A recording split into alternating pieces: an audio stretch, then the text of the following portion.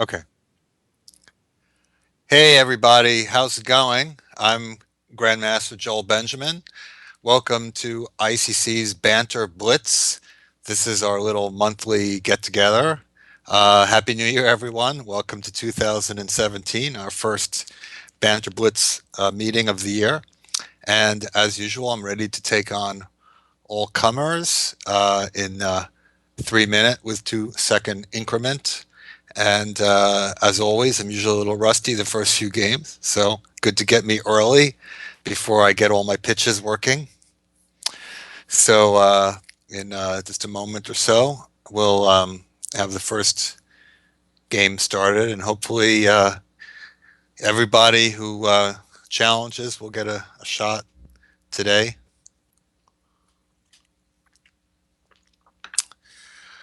So here we go. Voov, you're up. Okay, C4, very good.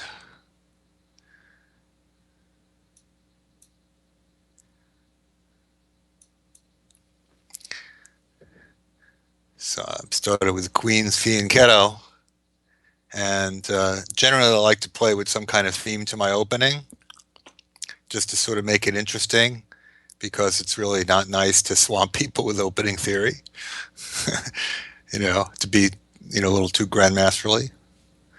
Um, this is some kind of theory. This was stuff that was hugely popular circa 1978. So I used to know it very well then. Of course, like all the analysis from back then is probably overturned by computers. D5, I don't think was a move that was played much. I think, let's see, knight f6, I get a hit on the bishop. I think that this should be pretty good for black. If I pick up a tempo there, getting castled quickly too. Okay.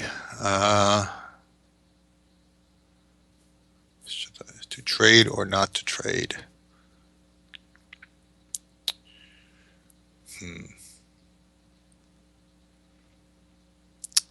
It is kind of hard to break down that d5.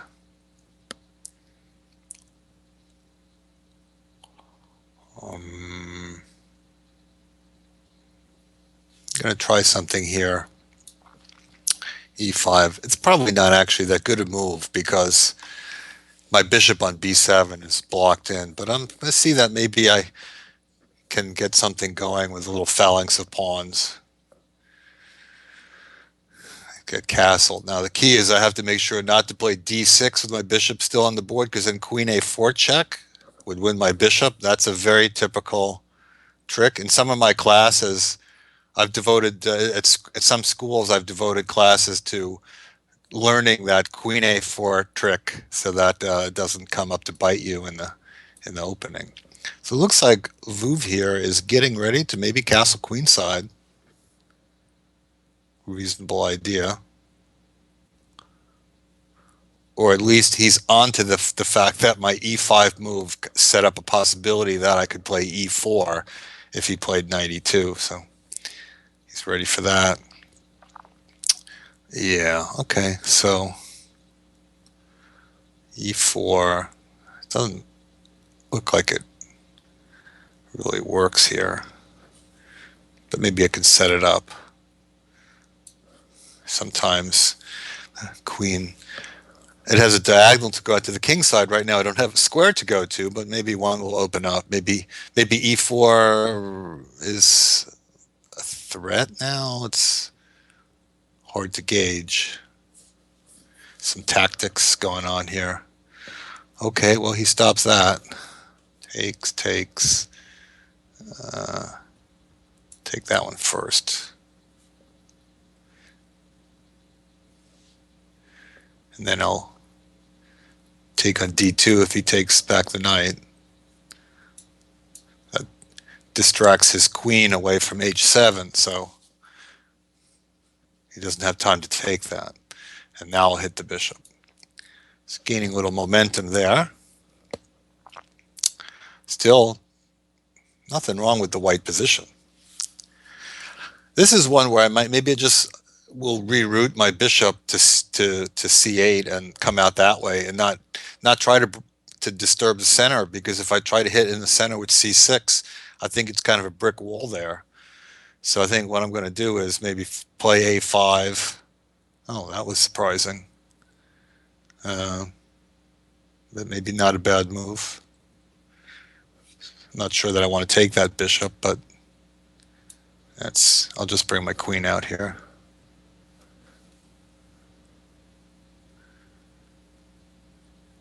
Yeah, so eventually I think I may just bring my bishop back on the original diagonal. G3, okay, let's go here.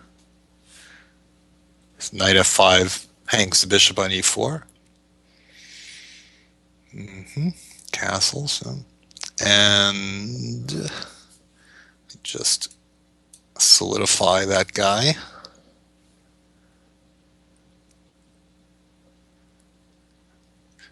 And move has taken a bit of time. We're getting a little low. The time is a factor. So I'll continue in my plan. Actually, he's playing quite well. Bring this bishop back. And then, well, if he's doing nothing, I might try to lift a rook to f6. Okay, knight f5. Well, I can trade. Yeah, okay, I'll do that. Double on the f file. Good knight, bad bishop. A little bit.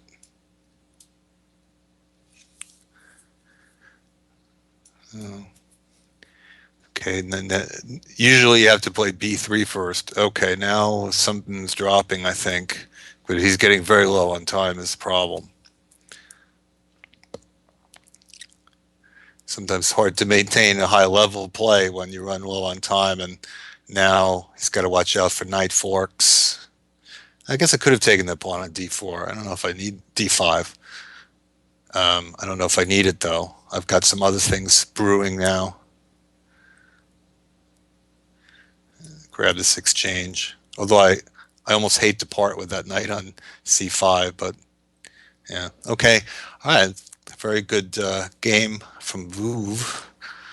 Played very solid, but fortunately for me, he wasn't able to put too much pressure on me. I was able to make easy enough moves.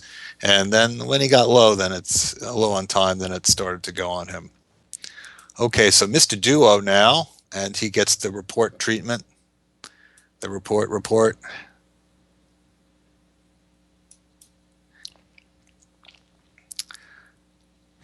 Suddenly, thanks to people like Richard Report and Badur Jobava, we're seeing a lot of b3. It's become kind of a respectable move and leads to very interesting games. Okay, so he prevents bishop b5. So no bishop b5 today. Let's try this. A little wacky.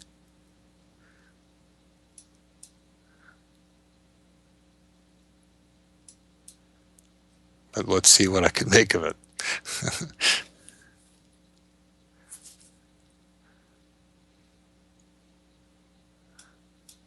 I'm not exactly sure where I'm going with it, but sure I'll go somewhere.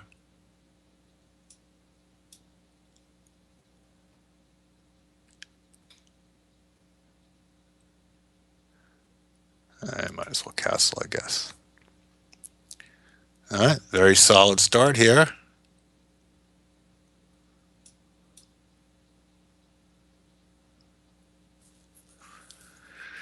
What's my plan? I got to do something. Well, got to do something in the center eventually.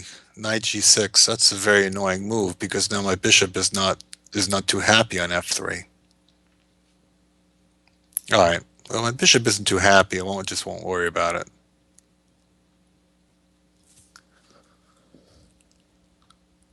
Now, does he close the center? Does he keep tension? Could go either way. Okay. Got him thinking. maybe I'll win a pawn. I went to b1 because if knight e2, knight h4 would have been annoying. So I think this knight will head over the king's side. Let's throw in a4.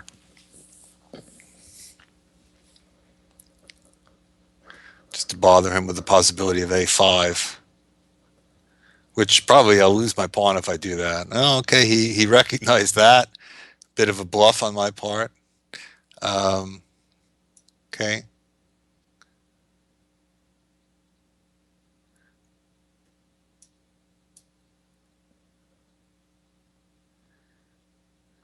Now I have to figure out how to untangle my pieces on the king's side.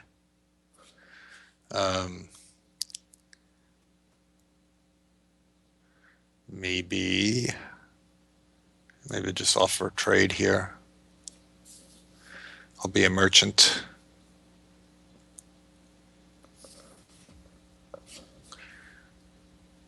King's Indian. Now, the King's Indian, you're supposed to be happy when you trade light square bishops because it's my bad bishop. Of course, then if you open the position, you have to be a little careful about, around your king, but should be okay. What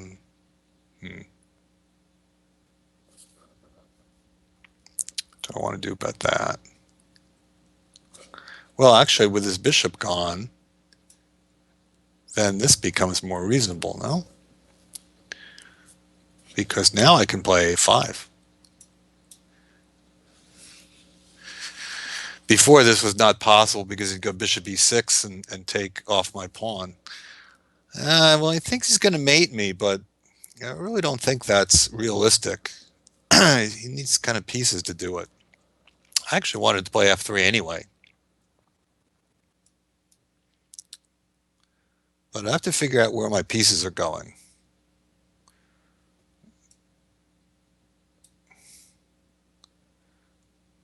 Okay, after I drive away his queen. Oh, not so fast, huh? Is he going to play f5? Maybe.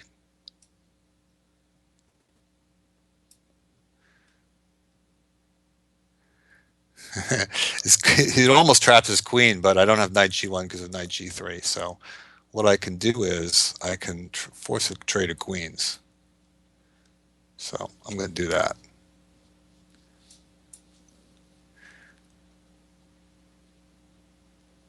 And I have to take this way.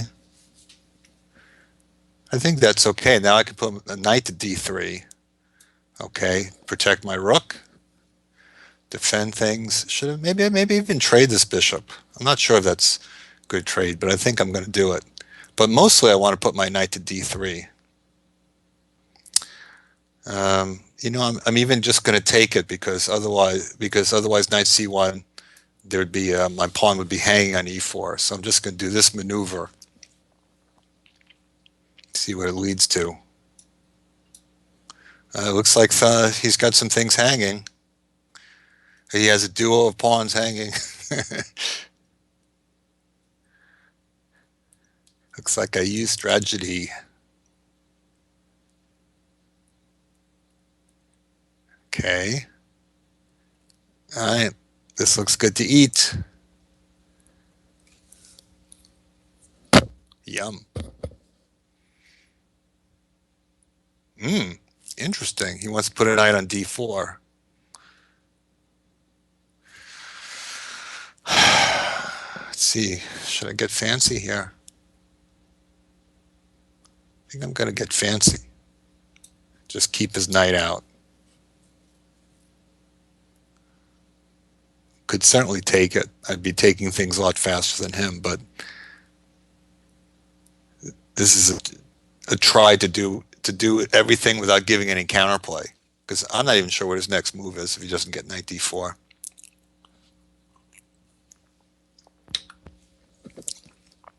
Yeah, so now I'm just going to take the pawn.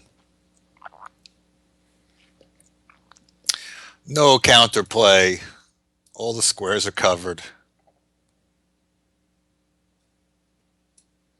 No counterplay. Technique. Yeah, b7 is hanging too. b7 is hanging. Why not take it? His bishop can't go anywhere. So I just take it and then I defend this one. This is grandmasterization. Everything defended. No counterplay. Ah, bold stab.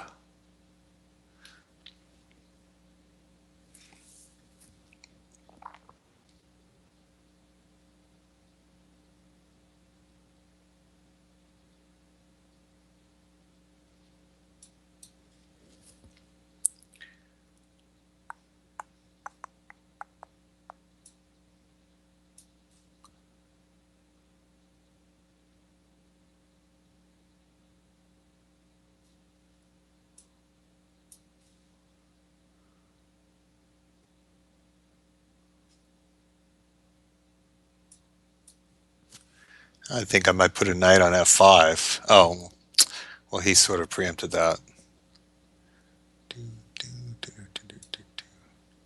All right, overprotect for the moment. Now I'll put my knight on f5. As advertised. Now my rooks are completely free again.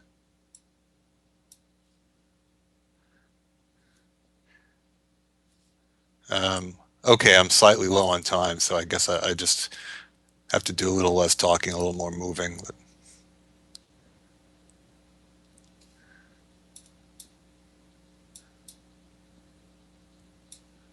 checky, checky, takey, forky.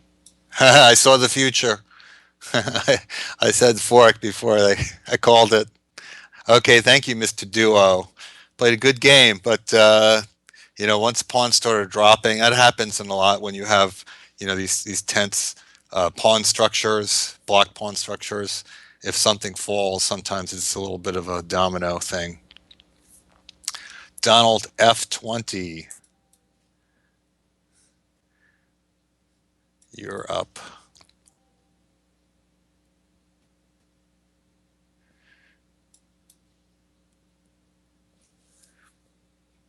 All right, let's go double.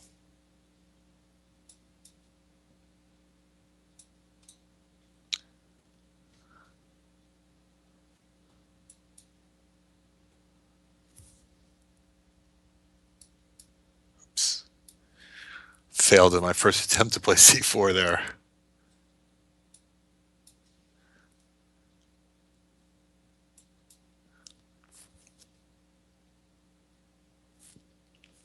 Okay, so I'm playing some kind of ready thing.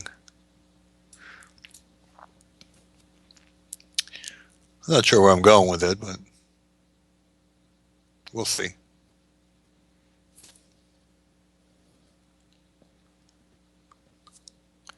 Black has to decide on where to put the rooks. Never easy. Wherever you put your rooks, there's always a chance it turns out wrong.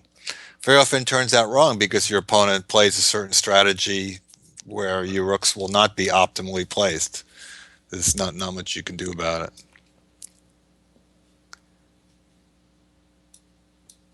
All right, so I make a couple of obvious rook moves.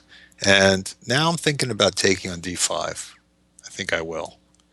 I like that his queen is lined up with my with my uh, with my rook. It's always good when you have your rook and your opponent's queen on the same line. That's why grandmasters routinely move out of the way when they have a situation like that. Okay, so clarified the pawn structure there. And we could have an isolated pawn or hanging pawn structure, but how is he going to meet this move, knight a4? Now I'm hitting b6, but also c5 can be a problem. So that's a little tricky for him to defend. Ah, good idea. But this might be a problem because now when he takes back, I'm going to play bishop f6, which will either cost him a pawn or he'll have to fracture his pawn structure. And I'll miss that dark square bishop a little bit, but I think he's going to have a lot of weaknesses on light squares. Yeah, so he's giving the pawn actually maybe a good practical decision, but I don't think there's really compensation for that pawn. I think it's pretty much free. Can't really do much to my knight because I'm hitting his bishop. But maybe you shouldn't worry about that trade, and then he at least has bishops opposite colors.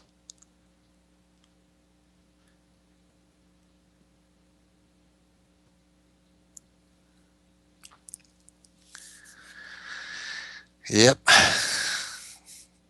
Richard Report strikes again.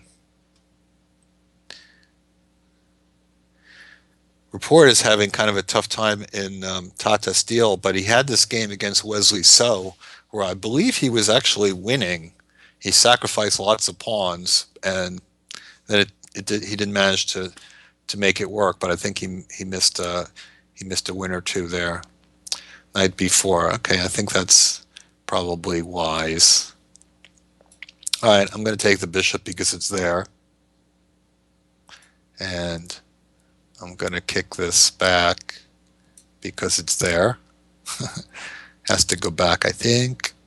And then I'm going to play b4. And I don't think he really wants to play d4 because that opens up his queen onto my diagonal, my bishop. So hopefully I can work on that d pawn. If black can trade his d pawn for my e pawn, that's his dream. But I'm not going to let that happen, at least not easily. Okay. Should I trade rooks? Because that way I'll be hitting that pawn. I think I'm going to do it. Because he takes with the rook, then I can move my knight, hit his pawn, and if he doesn't come back, then he's going to lose the d pawn. So then, in that case, I wouldn't have to concede the d file. So maybe this knight is coming to c5 or f4. Now his knight is coming too, just in time, really. But yeah, I brace for the fork.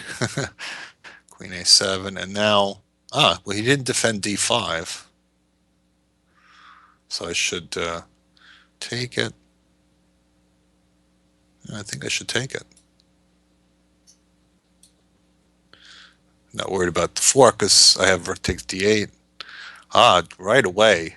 Well, that looks like he's going to have a problem with his pieces. You have to watch out about having your pieces strung out on undefended squares like that.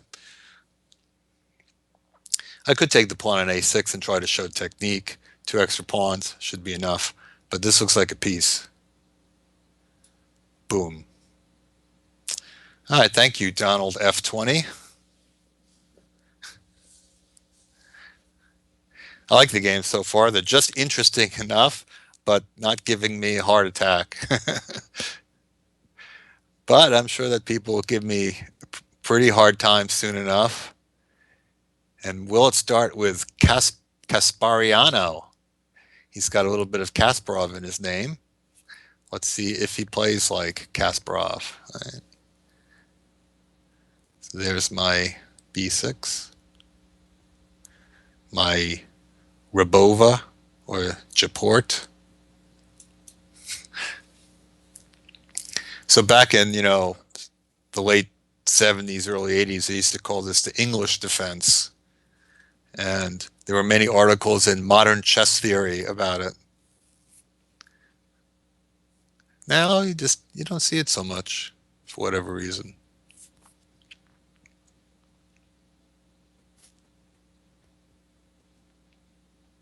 All right, so knight f6 would be king's Indian. So try to make it a little more interesting.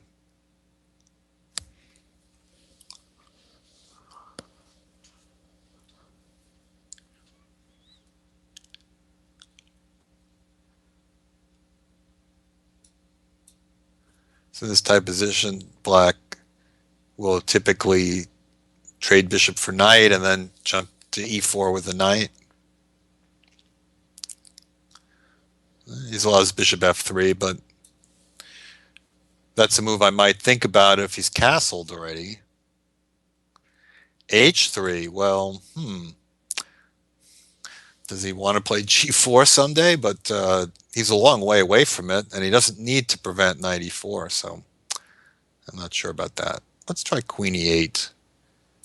It looks like the queen coming to the king side could scare him a little bit.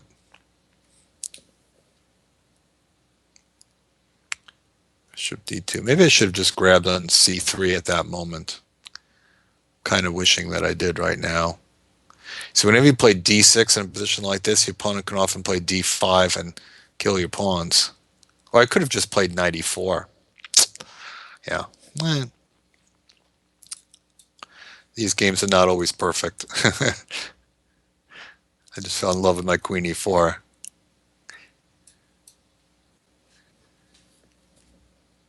Queen e8, I mean. Yeah, now he gets the castle. Yeah, so I could have thrown a monkey wrench in this by taking that knight or playing knight e4 earlier. Now g4 is at least a realistic possibility, but he still has to set it up. So he's castle queenside, so now maybe I'm going to see if I can threaten him with my knight coming to b4.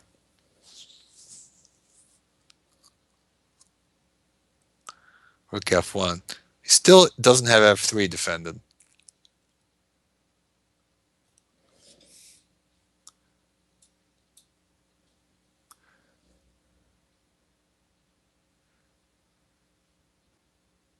So yeah, take him a few moves to really get rolling on the king side. Yeah, otherwise knight b4, but can I do it anyway? Because I have an idea of a check on a1, and he doesn't have any squares. So there we go. Boom. Anyway.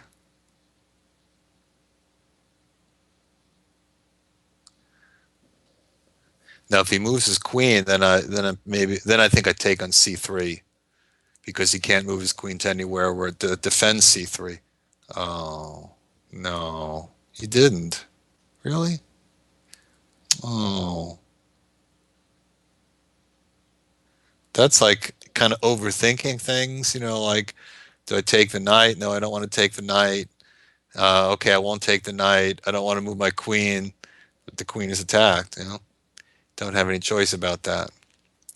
All right, so now it's just a matter of moppage. He still can't play g4.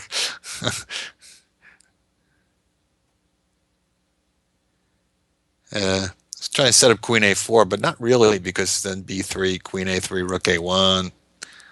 Then I get back my queen. That would be sporting, but not good chess.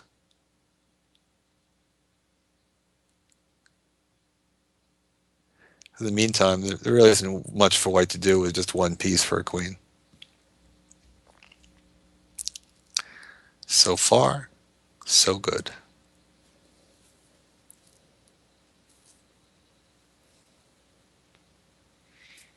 He's having a little bit of a think about this.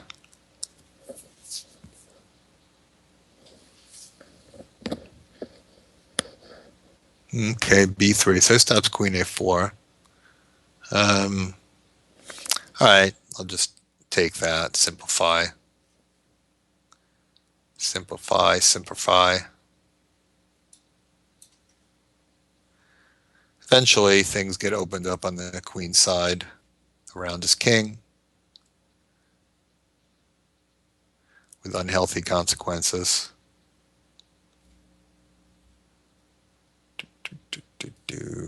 Okay, let's come through the middle here.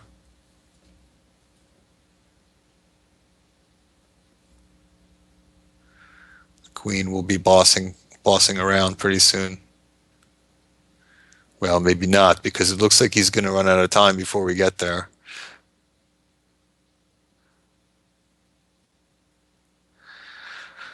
Okay, thank you, Casarano. We have lovely parting gifts. Who's next? Water Locker. Oh, sorry, Walter Locker. That's the name. I misread. I did not see the L in there.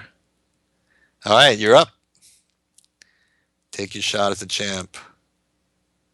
Oh, not ready. Not ready for prime time. It is a little early on the East Coast. We had a 10 o'clock start time. So who really wants to play? Maybe my first move was just too strong. Who's next?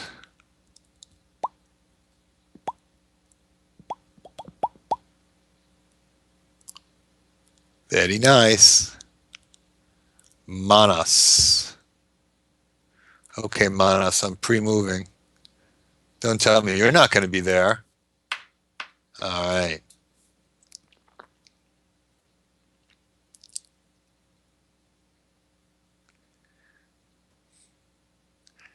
I guess I threw him off with that move.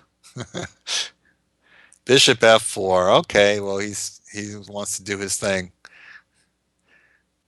You know, a lot of players like to play their opening systems, and they're good against anything. And okay, that's the way to play. Not necessarily bad.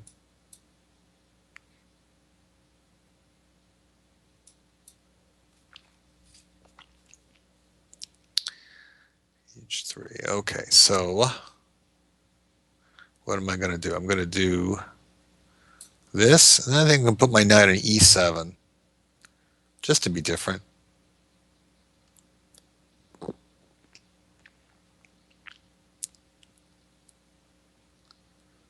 Just having to think about this. I do think in a lot of positions in things like the London system, people kind of automatically put the bishop on h2 or h7 when they're black. And there are a lot of cases when it's better to do what Manos did and put the bishop there, because it's not quite so buried. It can come out to h4. In this case, it might play into my hand slightly that I have, you know, knight f5 idea, but on the other hand, his bishop can come to h4, and maybe that's not a bad thing to do.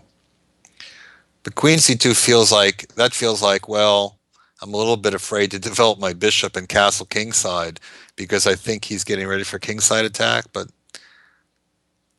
I don't think it makes so much sense for white to castle queenside here, but maybe he'll try it.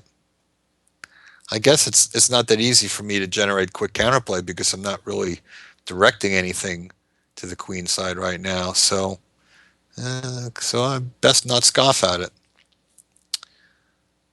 Yeah, so what can I actually, well, let's just stick this knight in f5 for now and see if as my good friend John Fedorovich would say, we run up the flagpole and see if anyone salutes it.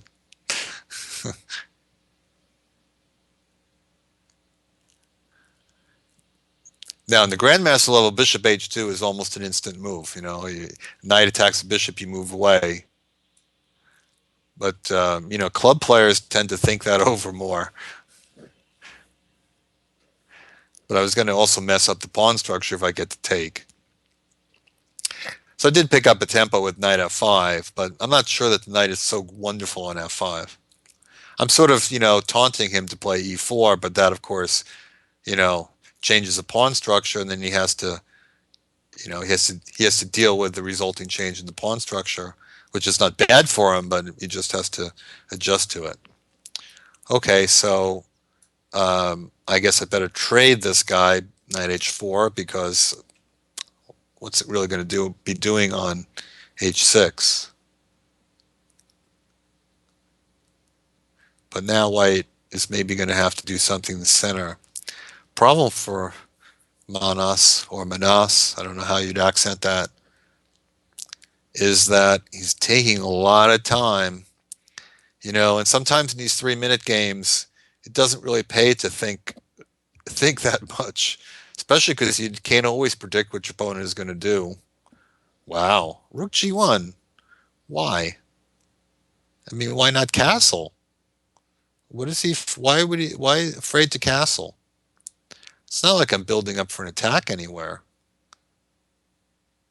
Did he want to castle queenside? Well, I don't know. I don't get it. Now the center is falling. So I provoked e4, and that kind of worked out for me.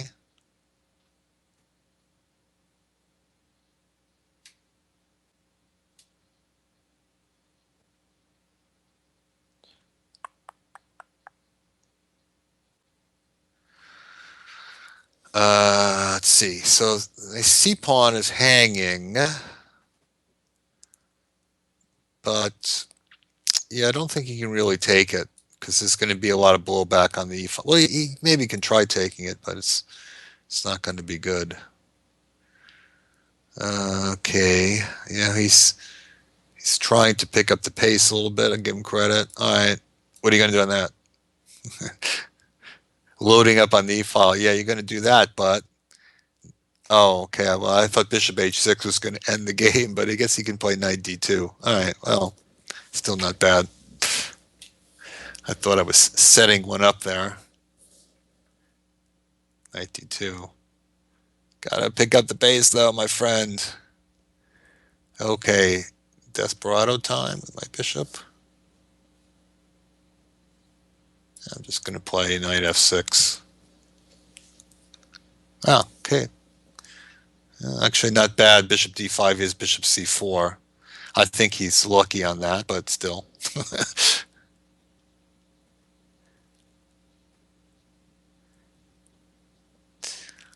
All right, so I don't know, random. Ooh, okay.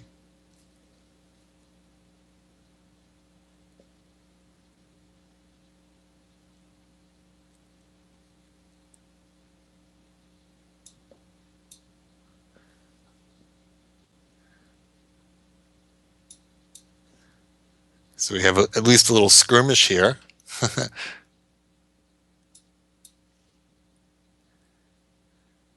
So I knew I was already always getting something on the C file, so I wasn't really worried about his demonstration there.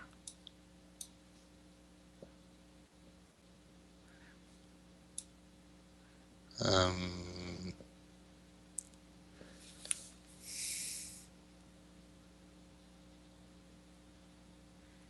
mm, I'll just take it.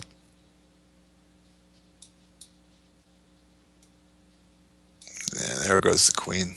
Okay, he's still going.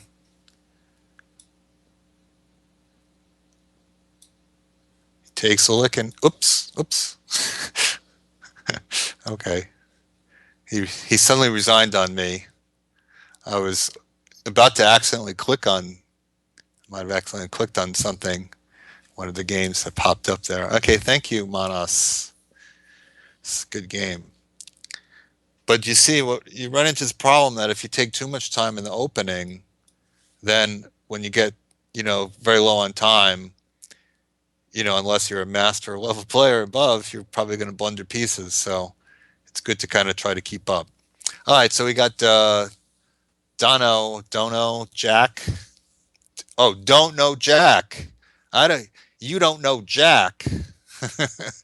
Well, he don't know a first move apparently because it's not coming. So I don't know if he's ready. You can't go to the bathroom. You can't get coffee. You got to be nailed to your chair in front of your computer because you never know when your number is going to come up. You could miss your chance at stardom if you're not ready. That's too bad. I was looking forward to playing Dono Jack.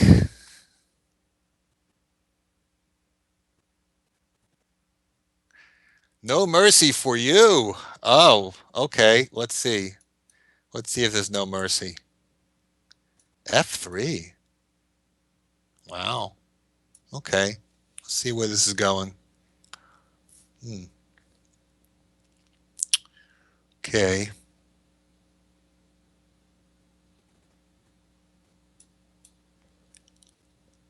Two can play at that F-pawn game. Hmm.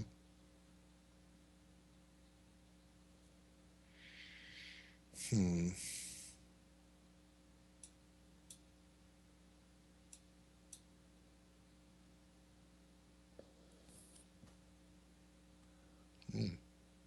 He just wants to sacrifice that pawn, huh?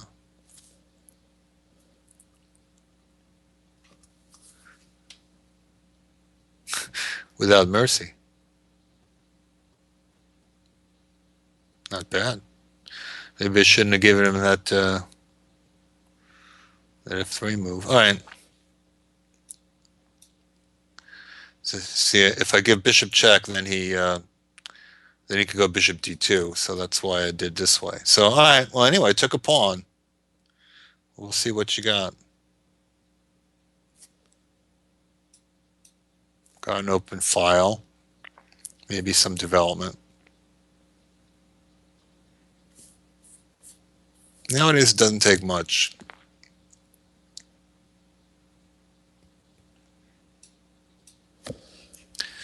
Grandmasters love to sacrifice pawns for the initiative now.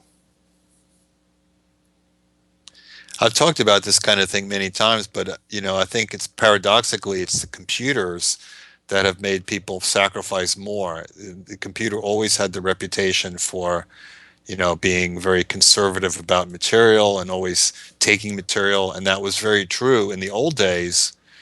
But somewhere along the line, no one knows exactly why the computer started really valuing the initiative, and they were saying that positions where you're pawn down are actually okay, where most people thought, oh, you're just a pawn down here. And then humans, I think, really started playing differently. And I don't think that white really has a whole lot for a pawn. Like if he wasn't a pawn down, he'd be better. But I don't know if he really has enough for a pawn. It looks like I have, pretty decent play here. All right, let's just jump in there, see where his queen is going. Okay.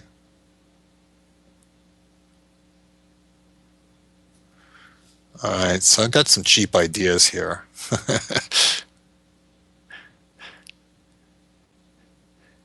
So I'm thinking if he plays b3, I want to play bishop b4.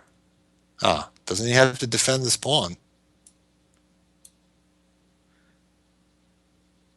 I don't know if he wanted that to happen. That's kind of ooh, that went bad fast. I had to show no mercy for you, no mercy for you. I was going to say about that knight h3. That's a very common thing to overlook because it's easy to overlook a move that is created by your last move. So I always tell my students that before you play the move, make sure you picture it in your head, the position after your move, so that you see very clearly that that piece is on a different square now. Yeah, nowadays Bishop d6 is very popular here, and there was a game with that recently. I think maybe I saw that somewhere in Tata Steel. I think Report had a game. So I don't know. Okay, very hyper modern here. Bishop g4. All right. Fortunately, no Miracle Queen sacrifice. 95. Well, now my bishop is sort of stranded, and it makes me think that okay, maybe I should have traded for the knight when I had the chance, but that's still okay. But where should we go? Maybe drop back here, point at the king. Lasker Bauer, double bishop sacrifice. Yeah, probably not. But here,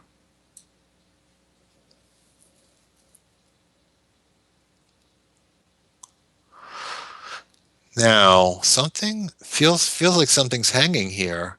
The bishop on g4. It feels like it's hanging. If I take his knight,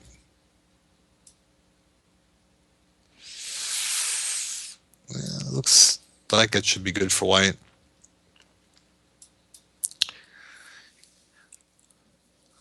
when somebody brings a piece, hitting one of your pieces, even if it's defended at the moment, you always want to keep a little eye out for, maybe there's some tactic. But okay, it's still still have a little consolidating to do because my pieces aren't entirely coordinated. All right, I'll play Rook F1. They say that sometimes you should try to, avoid a trade of rooks. Yeah, this is slightly uncomfortable. Um,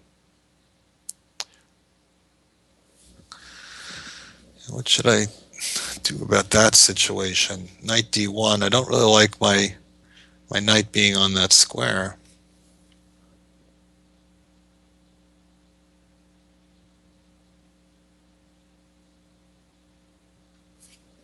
Hmm. All right, play a waiting move. All right.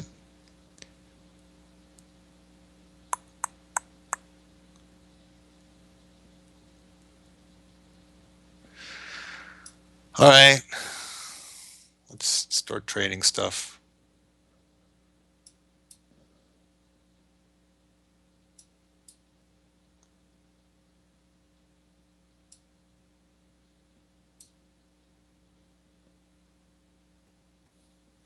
That H3 move will be useful.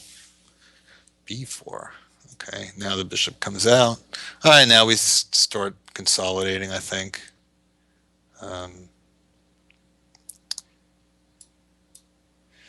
He can start trying to attack my pawn, but there's going to be some blowback. I'm going to start grabbing his.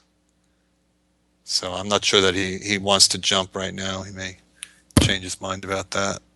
And he did. All right. Anyway, I got to pick up the pace. Of course, one thing that Sartre did in this game is he played very fast. In fact, I don't even know if I even had a chance to announce his name, Sartre27. And he's playing very, very fast.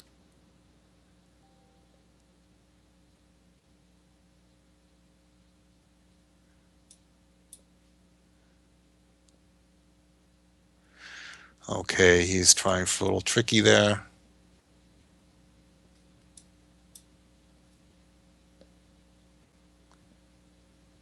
I'd have to even say he's playing amazingly fast.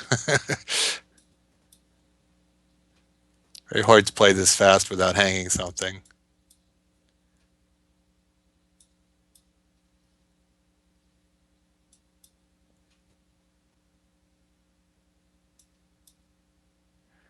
I'd almost say virtually impossible, but to play this fast without hanging something.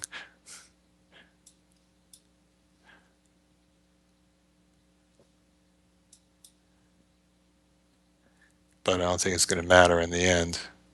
Okay. He almost had as much time as he started with. Sartre 27. That was a fast one. But of course, I was building up my time too with all those quick moves. All right, thanks for the game. Oh yeah, the little trick where I won two pieces for rook. Yeah, you got to watch out for that. Don't think he really had enough. You usually need a pawn or two to compensate. Clownfish. All right, this is not going to be easy. Be easy at all. He's probably the strongest player that comes after me week to, month to month, and does not allow me to have an easy, clean sweep. Mm-hmm.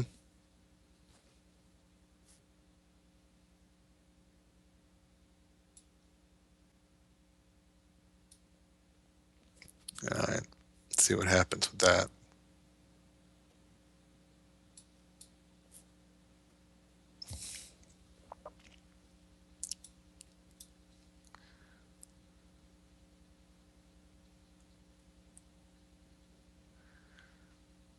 Yeah, it's not really going to be able to maintain that knight on e4. Okay, well he's going for it. He's looking to win a piece with f3. Um, but can I play, what happens if I play f5?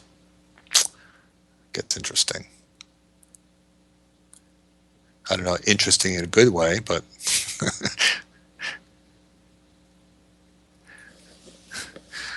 but anyway, if he doesn't take it en passant, I have a route back for my knight. Yeah, so now my plan is this, and then I don't know, is this going to work out too well?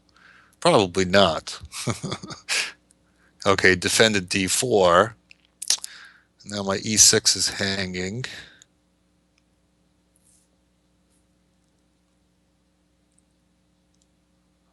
I could sacrifice it, but not really that comfortable with that. But of course, if I, he could also take the knight.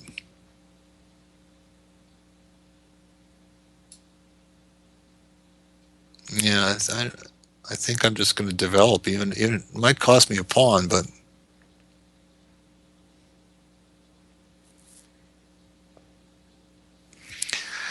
but you know, if I, one thing is sometimes you lose a pawn, and if it's the weakest pawn in your position, at least you don't, you know, you're not stuck defending that pawn, and you get some open lines. Oh, okay, that's a crafty move because if I take, he could take on e6.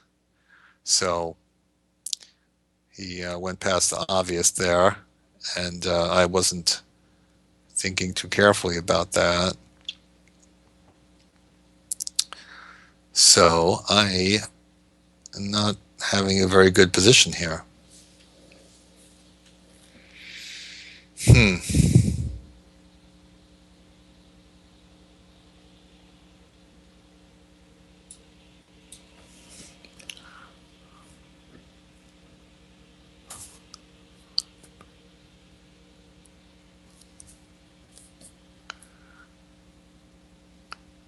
Looks like something's got to give.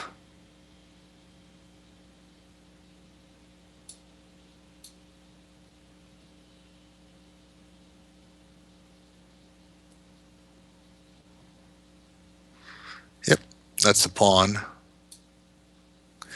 I have to be a little careful. My king side right now, queen f5. I have g6, but for how long? Uh-huh. Thought that he might take. All right. At least maybe get some play in the center. He, well, he might have be able to start with some tactics. Well, it's a lot to think about. Okay. Yeah, that makes sense. Superfluous knight. Now the other knight can come to f3. This is not a thing of beauty for me so far, I would say.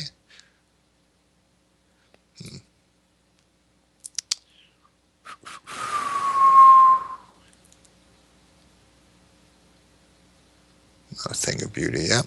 All right. Well, basically pawn down. What can I say? Basically pawn down. This is where in the old days when I played blitz with my friend, we'd say, "Okay, now I'm going to outplay you positionally." All right, so now white can trade queens or not trade queens. Either way, it's going to be extra pawn. But you know, being a grandmaster, hopefully, I can create some issues. Yeah, maybe try to insist on my end game. Not the end game is great, but perhaps he doesn't want it, or doesn't want it as much as the middle game.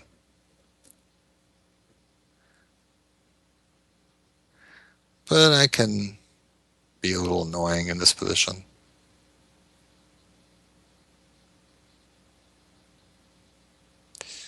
Uh-huh.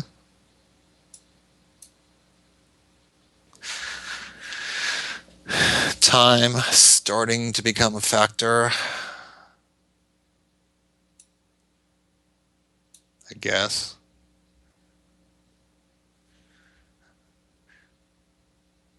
course, there's these outposts in the center. If his knight comes to e5, his d4 pawn could hang. So he's trading off the rooks. Okay, not bad. I'm going to trade because otherwise he's just taking the e file. So he got that in before I got a chance to outpost my knight. So I'd say pretty good technique there. Now the thing, of course, if he takes this at any moment, that creates a bishops of opposite colors situation, which I won't complain about, being a pawn down.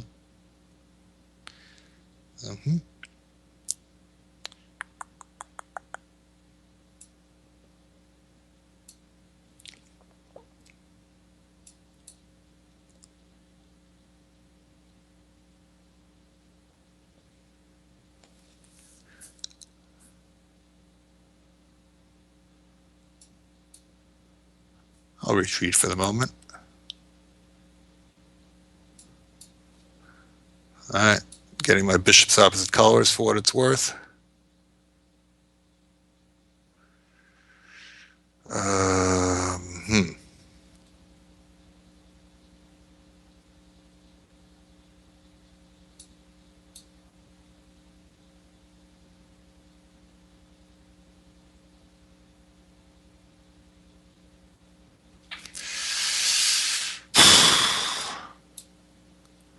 I got that stupid red light going, which I always hate. I guess he's got it too. Wow, he's really low on time. Wow, he really went on the edge there.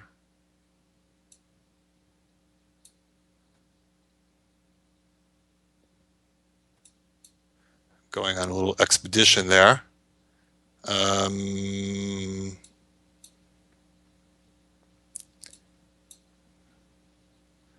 Now things are happening very fast. This is where you got to start playing on instinct.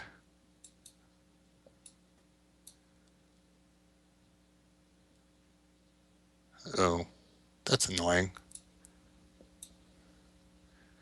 Of course, where is my king in all this?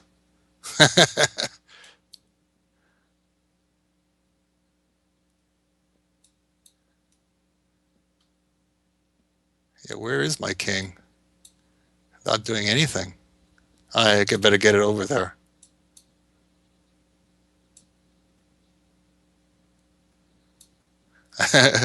Looks like I came over too slow. Check. Oops. Up. Ah. What happened? What happened? What's going on? I don't know what happened there. Okay. All right. Clownfish has got me.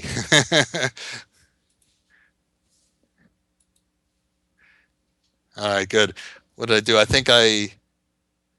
don't know. I think I tried to stop a move and maybe I didn't stop it in time and then something weird happened. But all right, good game. Clownfish teased me on the clock there, getting very low. But then we got this ending. I let his king get too far, and then I ran out of play there. So well done.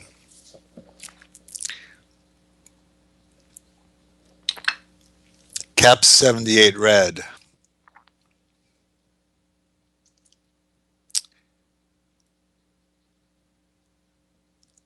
You're up.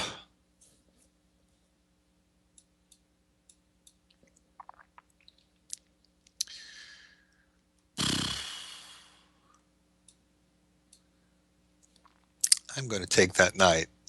Not that it's all that great, just something to do.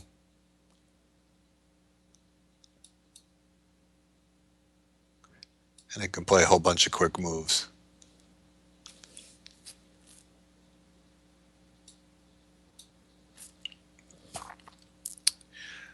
Okay, well, this is an isolated pawn. I think I'm okay with that. Gives me a little target to play on.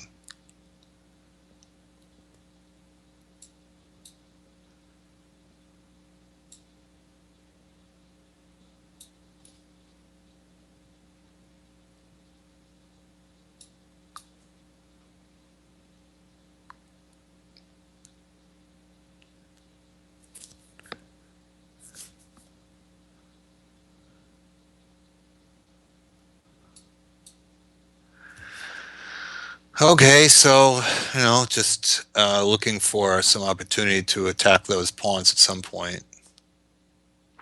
This knight's not so great there now. Maybe I'll bring that knight to the center. He's probably going to want to trade rooks.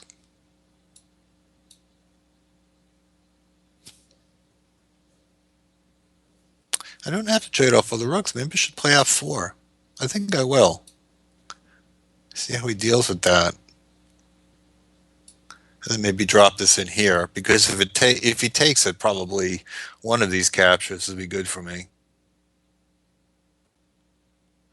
Both of them make sense. I'm going to take this way so I can come to the center. Ooh,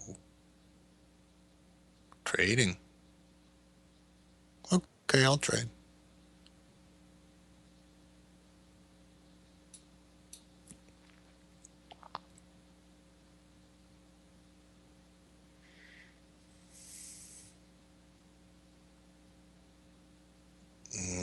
Oh, hold on. Knight c6 tactic. Oh, no, no, no. His bishop on e6 defends.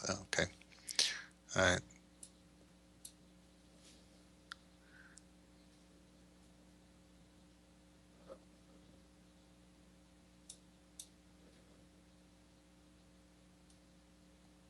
Interesting.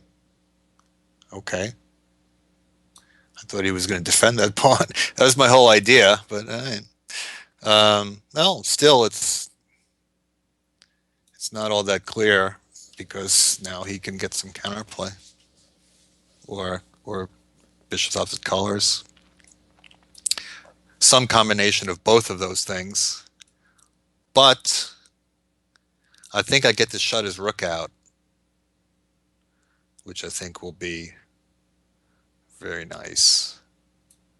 Yeah, if I can shut his rook out, yeah, now it's going to be simple. Too many pawns. Well, it should come out that way.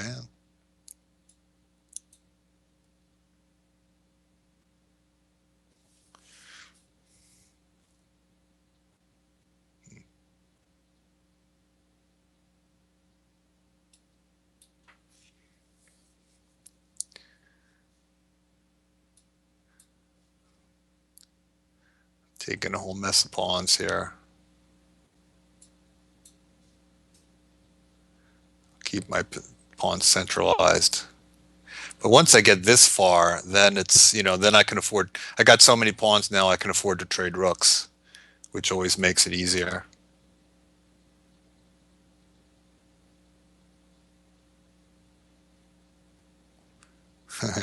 Okay. Well, he said rook h3, bishop f4. He's setting some tricks.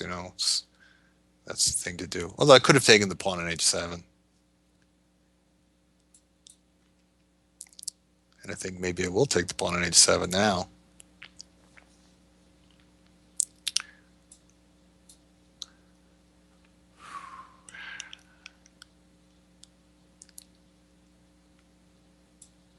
Four extra pawns.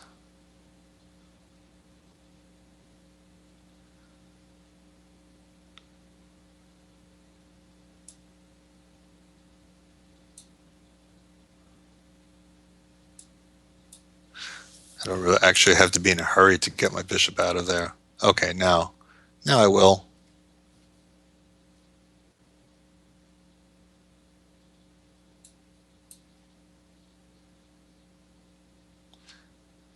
He could have won the h pawn, but it wouldn't make much difference. Or he could still win the h pawn, I guess. It won't make any difference.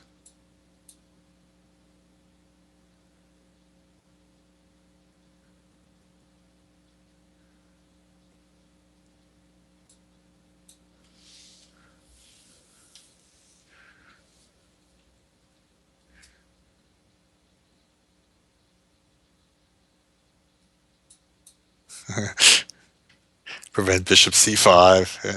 Yeah. Not that it's really important, but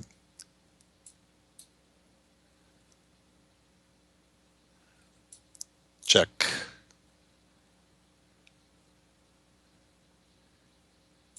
Check. This would be really cool if not if making a knight mated, but it doesn't. So, well, he keeps going. There we go. Cap 78 red. All right. Thank you. Thank you. Who is next?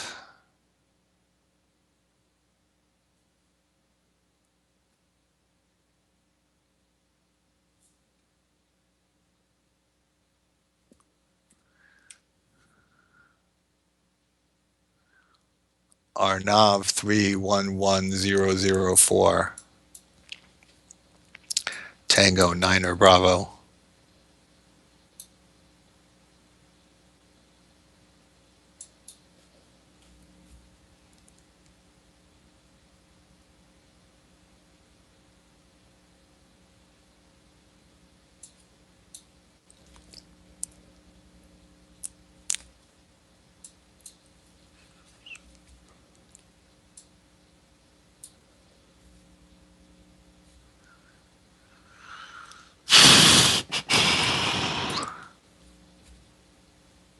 This is not a really good position for black, I have to say.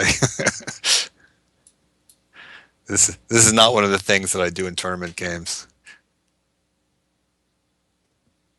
But it kind of makes it interesting, doesn't it?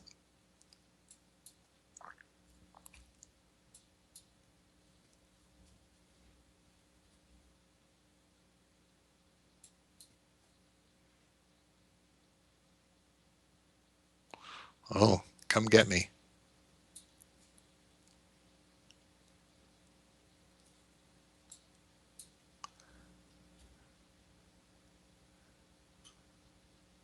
Feisty. But there might be blowback on that diagonal. I'm not so sure that it's a good idea to go on that diagonal. Maybe I'm thinking, maybe let's be thinking about F5.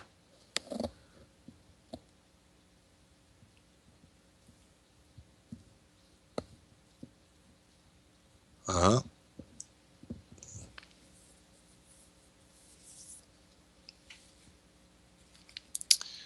And where to go with this guy? All right, let's go here, I guess. Uh-huh.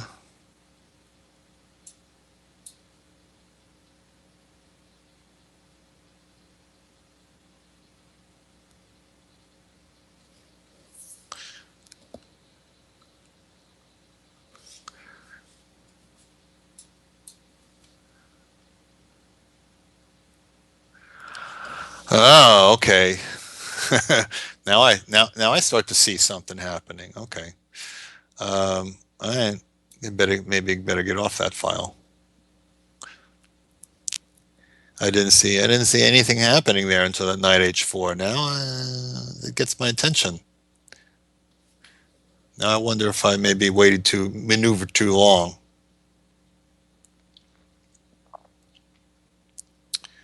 Knight f5. Well, that's going to be blocking things up over there. Okay.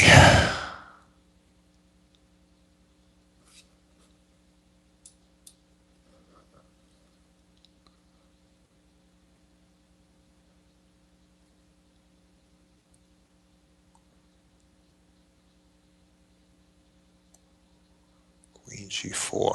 Well, doesn't look like there's really any threats over there.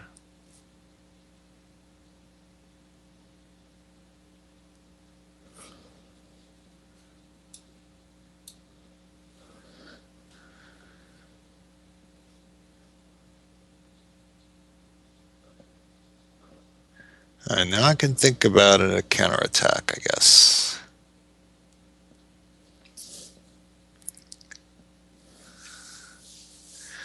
Rook h4. Okay. A little ominous.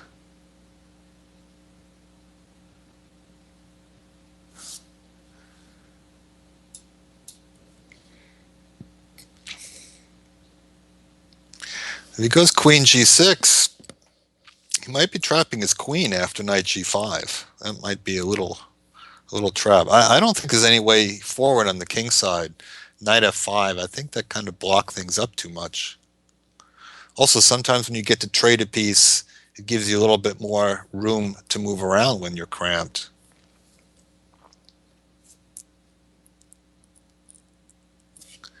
Yeah, I think he's slightly stuck over there. Now I'm thinking about knight g5 and going on the offense.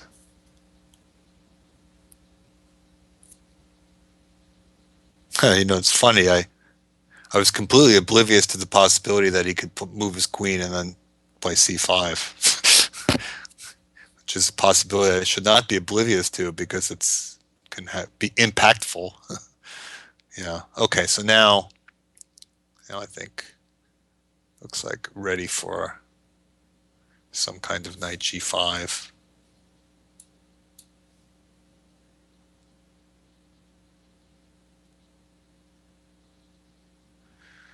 Okay. So what's happening? What's he gearing up for? I don't know. Let's just take a pawn while we're thinking about it. Yeah, my big idea is I want to go e4. Hopefully this is a good move.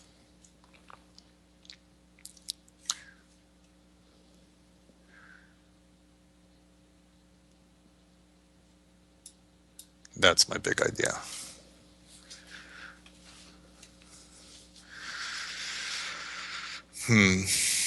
Okay. Am I getting mated here?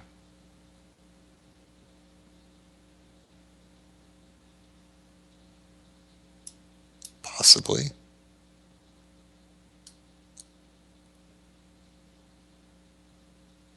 But maybe not.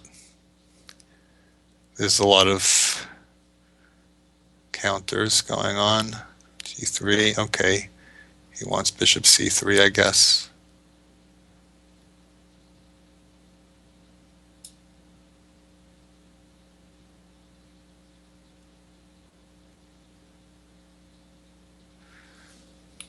But I have a lot of counterplay here. It's the kind of position where there should be enough counterplay to kill the attack. My humble opinion. Bishop d3. Now I can take this pawn on f5. And I think I will.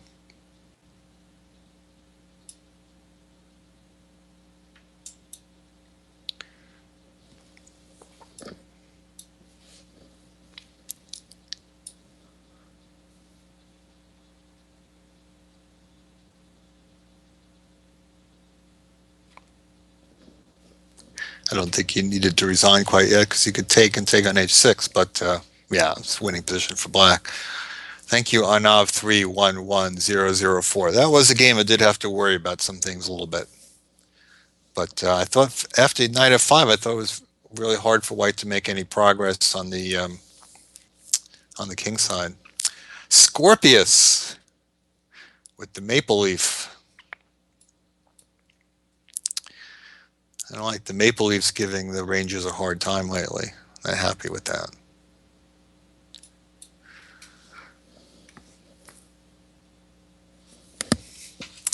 It's getting a little chilly in the chess room here.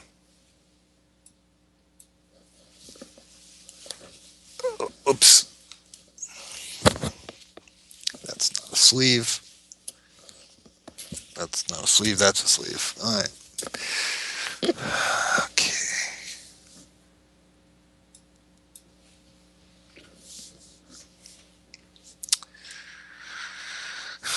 So it's kind of like a type of reversed King's Nimzo Indian.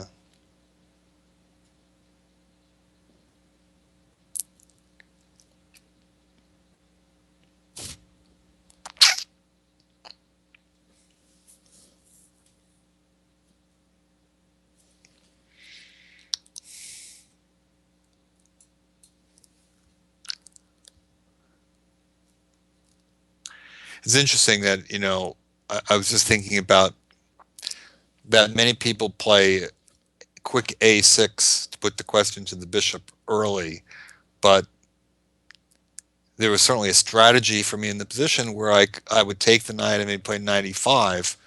So there's something to be said for not playing that automatic move. Now I don't want to do it so much, but if he had played it, let's say on move 6, then I probably would have taken the knight to use the tempo and play 95. So whenever you're thinking about moves like a6, you always want to take into account, does my opponent want to trade here anyway? Sometimes you could be just encouraging them to do what they want to do. All right, so let's see. I don't know, probe the queen side here.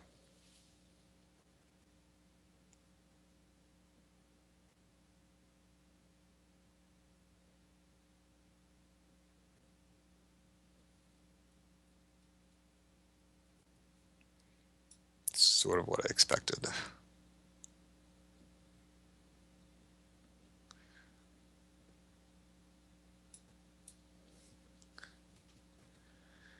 And so now I'm going to play for e4. It's coming. Threat may be stronger than the execution. All right, here we go.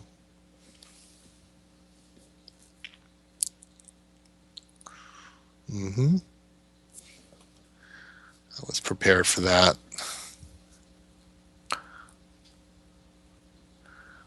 There's some possibility that d4 pawn might drop because I've got queen e4.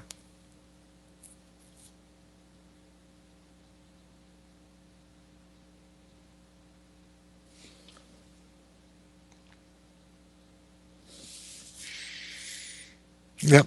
Okay, I'll play queen e4. I could have played knight e4 as well. Hit the bishop. Maybe knight e4. Yeah, I just kind of had one idea there, and I just went for it.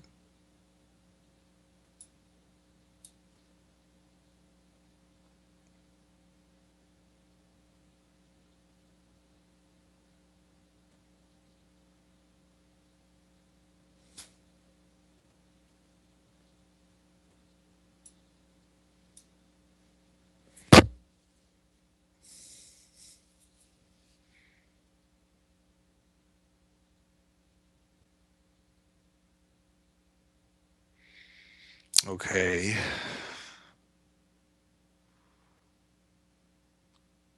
To trade or not to trade?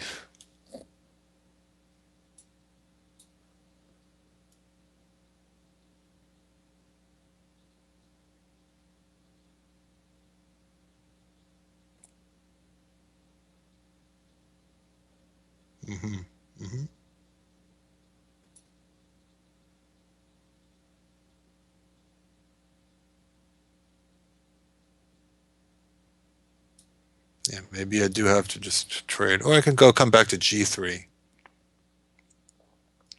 Sometimes you probe a little bit just to see, what your options are.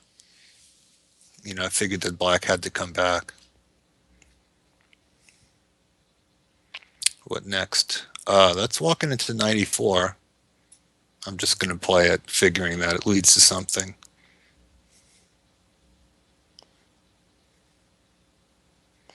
It didn't do as much damage as I hoped it would. But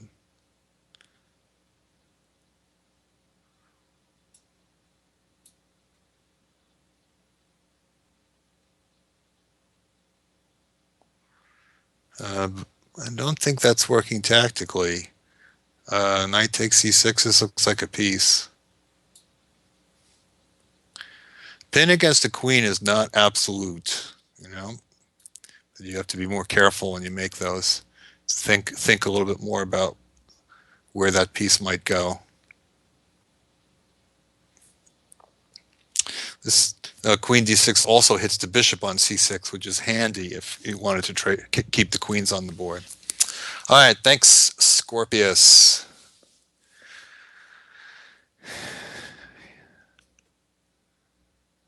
Very good. All right. Ears. It's 2 maple leafs in a row. Because they say maple leafs, don't they? They never say maple leaves. Oh, I better not pre-move bishop b7, right?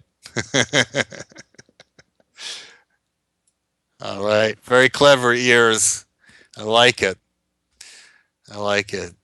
I think ears is always trying to out-weird me in the opening, whatever I do.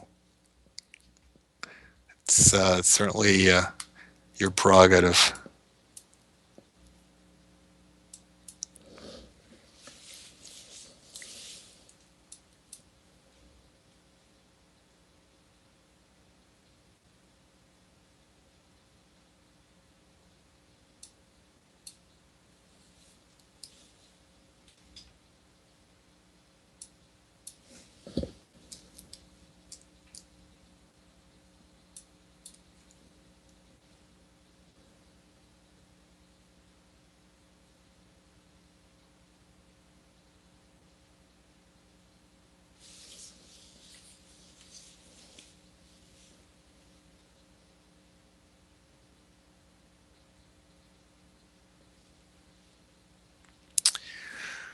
Okay, now I guess White has decided I wants to hit it to center. It could hit with e4 or c4. Leads, lead to different kinds of strategy. And then I have to decide whether I want to keep the tension or in some case push d4. What kind of structure I want. If he captures on d5, do I try to keep big center or c3? Well, we'll see what that's about. Maybe he wants b4. I guess I could have played a5. Well, I decided to just move and figure it out later. But b4 is not really doing all that much. I would just leave it there, I think. No real threat to me. So I'm thinking to get a rook to the d file. Oh, he's kind of playing cabbage. When's h3 coming? Meanwhile, I'm just going to make all these obvious moves and have an extra minute on the clock when things start happening. Yeah. On the other hand, he hasn't really weakened anything yet, to his credit.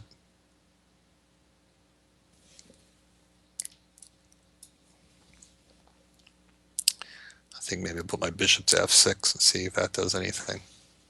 Ah, okay. So now he sort of preempted that. All right.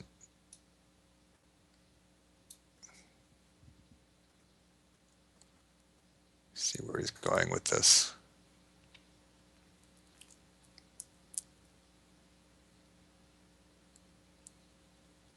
I guess e3 was a way to play c4 without me going d4.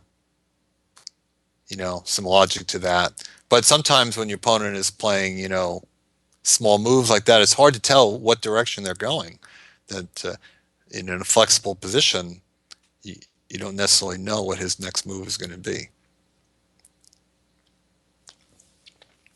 So here's playing an interesting game, but he's also playing pretty slowly, and that's going to be a factor.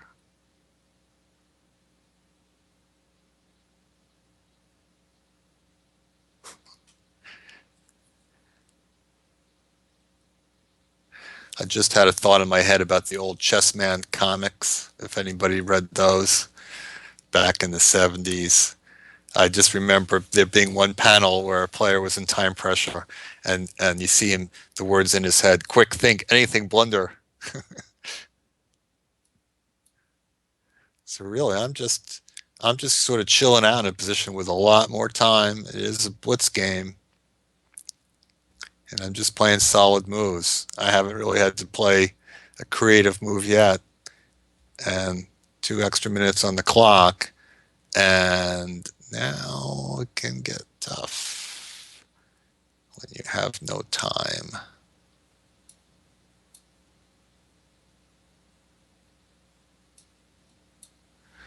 No time to lose. Dun, dun, dun, dun, dun, dun, dun, dun, dun, dun, dun, dun.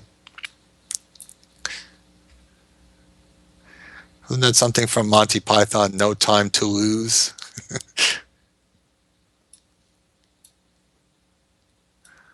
Okay, let me set some cheapos here.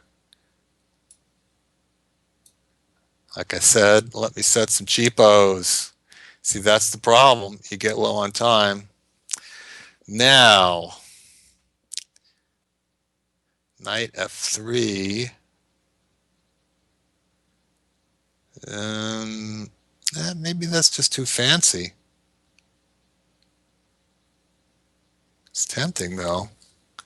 And then I can take d4, knight g2. It's just a pawn. Yeah, I'll do it anyway.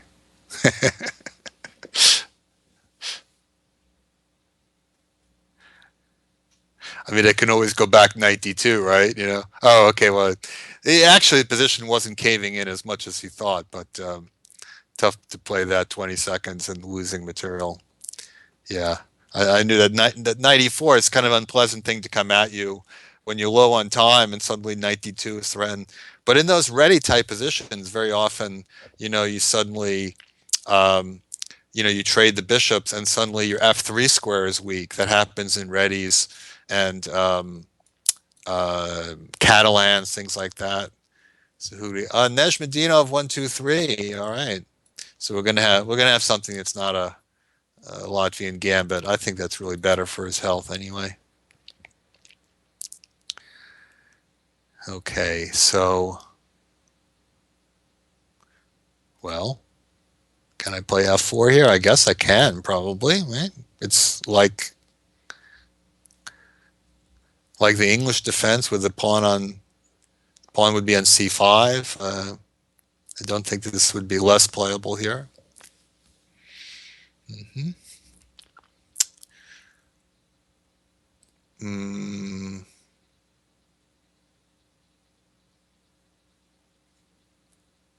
All right, so I think I just go here then. This is often a question of when to take the knight on c6.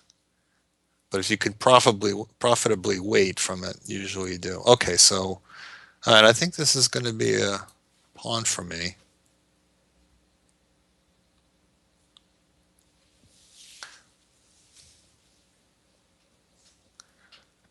Now, is it time? I think it's time.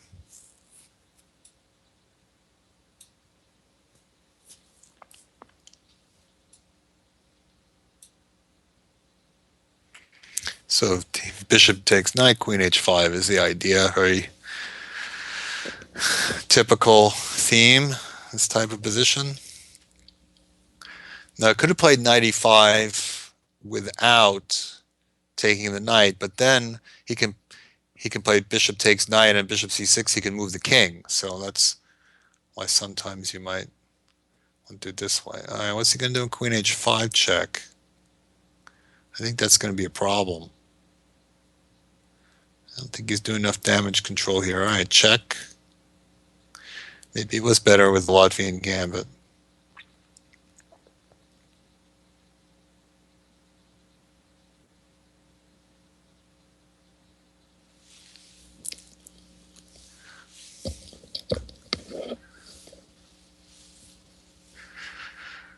Yeah, the problem is his rook is attacked with a bishop on b2, so I don't see any way out of this.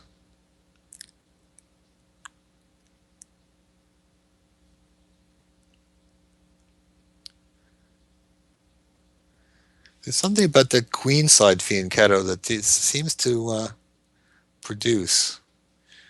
Knight f6. Usually that is strong, but in this case, well, I probably should just move my queen, actually. Yeah, that's looks like the strongest.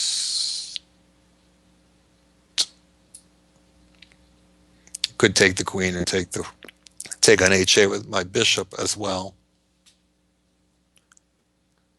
This might be maximum winner material.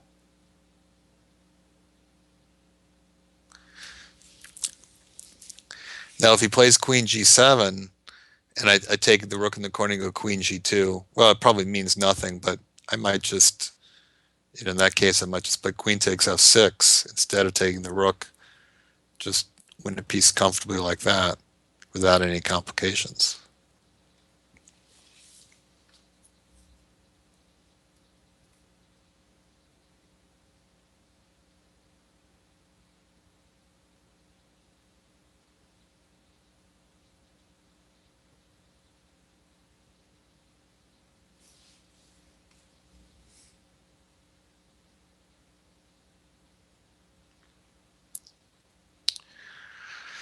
Yeah, so I think I'll just take the easy piece. No, I can take a rook, but I think I just take the easy piece and trade queens. I mean, that's not always the best move, but it's a thing to keep in mind. That that trips up some amateur players that they want to take the maximum number of pieces, and sometimes there just isn't really any need to do that. Like a whole piece up with the queens exchanged. It's pretty simple. Here, black can't even castle, which is helpful, and I can, and I will.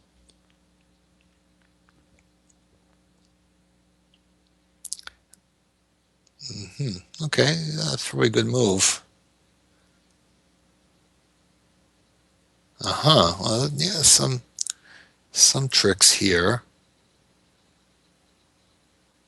Some tricks. Knight c3, then my bishop could get trapped. So I probably should retreat this guy just to avoid that.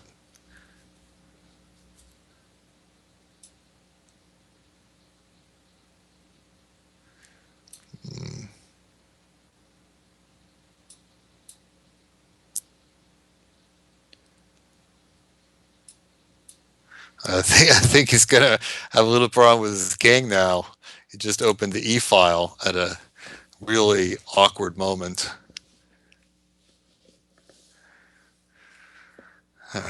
Okay, I'm not going to mess around too much. Rook f5, knight f3. I'll just play this sort of simpler move. First one I thought of.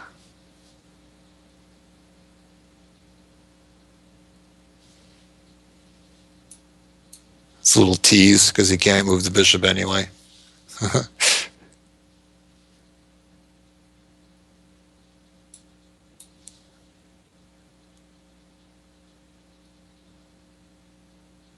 I mean, he has done a pretty good job of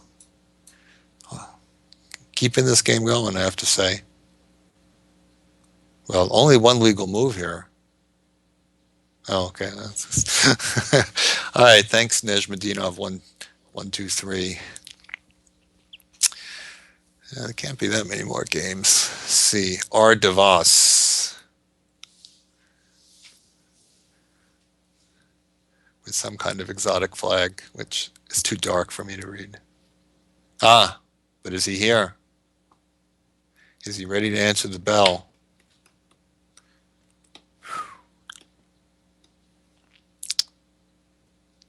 No. Where are you, R. DeVos? R. DeVos. Nope, not there. Could have been beautiful. Ah, Shafkat.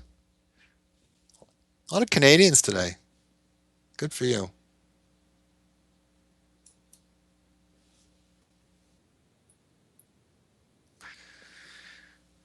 And it seems this will be the last game in January. All right, I'll play this mess again.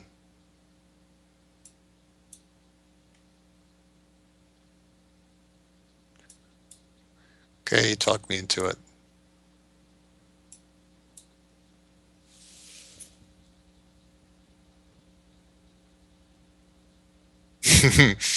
Okay, Bishop h7.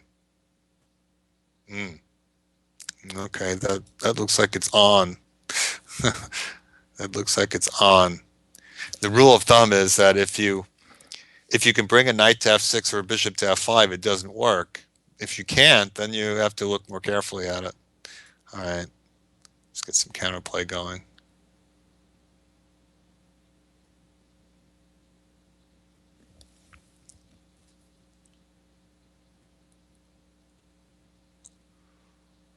Hmm. We step bishop a6.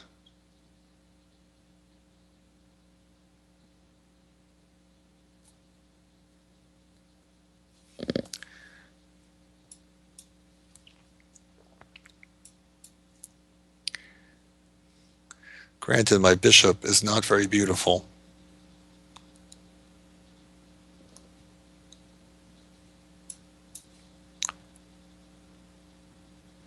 So who is zooming who here?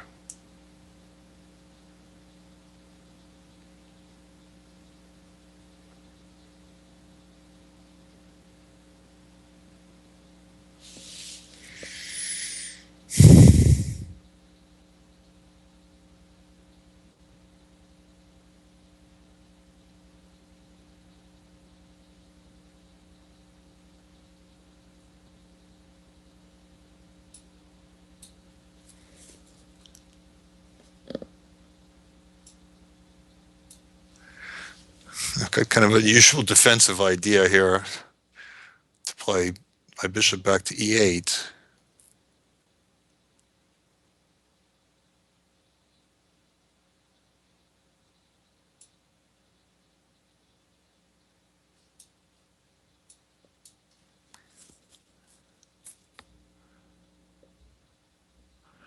Just try to discourage him from playing h5. And now I'm ready to start. Yeah, I don't know about queen d2. I don't know about that, if that's really helping him much. Why can't I take this?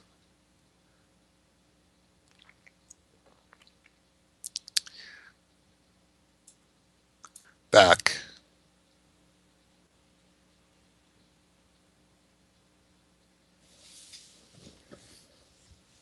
Maybe it's better just to play b5 straight off because his queen is tight. Well, his queen is tethered to his knight. Yeah, I think I'm just going to go here and not bother with any more moves on the king side.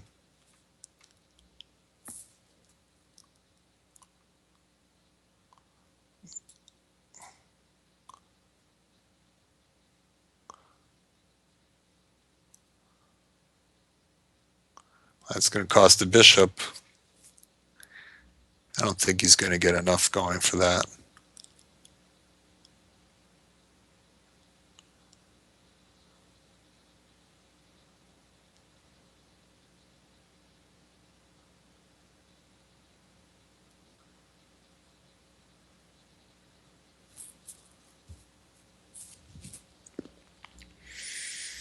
Hmm. All right. Oh, he just took back. Okay.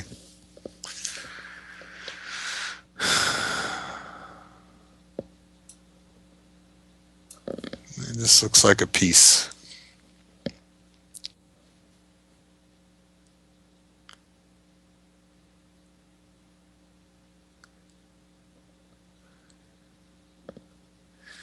An interesting position we got out of there after the c4, but all right. So now I'm sort of thinking about keeping his knight at bay. Where is that trying to go to f4? I can also, at some point, I can also introduce a counterattack. I think I might just do that. Rook b8.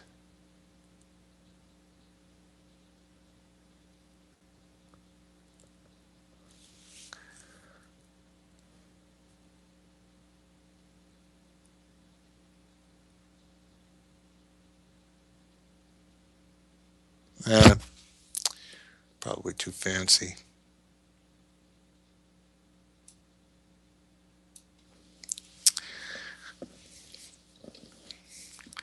Just defend everything.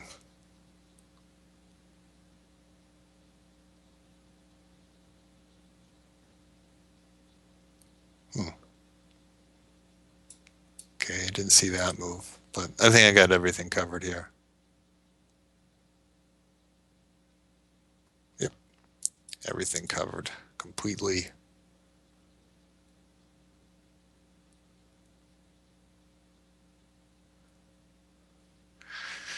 All right, thanks, Shavkat, and thanks for everybody who came out to play this morning on the East Coast of the United States, or evening, where if you may be somewhere else. Uh, that was fun, as always, and it's been real, yeah. All right, everybody. So until the month of February, I'm Grandmaster Joel Benjamin. Thanks for playing today, and who knows what my opening theme will be next month. I'll have to think of something. I've pretty much cycled through everything, but we'll see what I come up with. And I'll see you guys all next month on ICC's Banter Blitz. Take care, everybody.